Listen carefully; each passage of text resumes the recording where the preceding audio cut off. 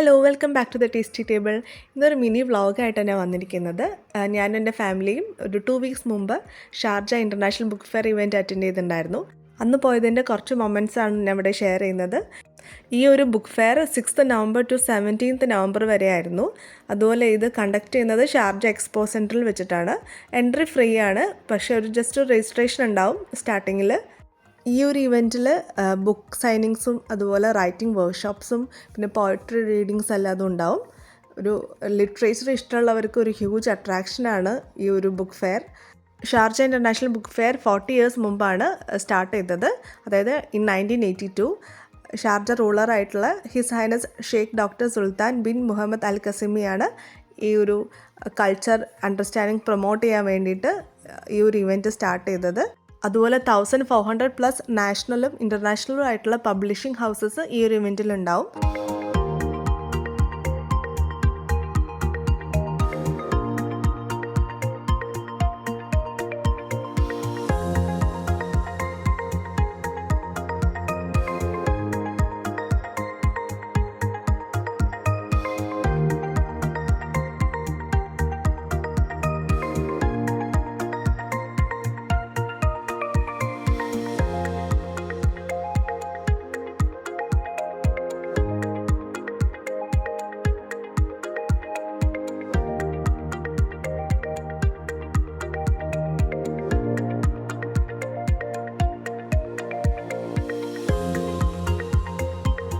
Writers forum ഹാളിൽ വെച്ചിട്ട് മോളുടെ സ്കൂളിൽ നിന്നിട്ട് ഒരു ബുക്ക് ലോഞ്ച് ഉണ്ടായിരുന്നു.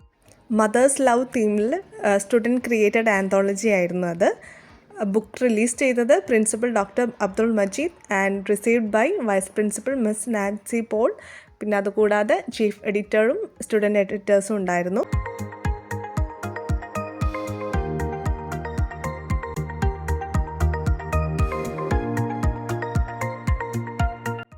ഈ ഒരു ബുക്ക് ലോഞ്ച് ഇവൻറ്റ് സപ്പോർട്ട് ചെയ്യാൻ വേണ്ടിയിട്ട് കുറച്ച് യങ് ഓത്തേഴ്സ് വന്നിട്ടുണ്ടായിരുന്നു, കൂടെ അവരുടെ ഫാമിലീസും.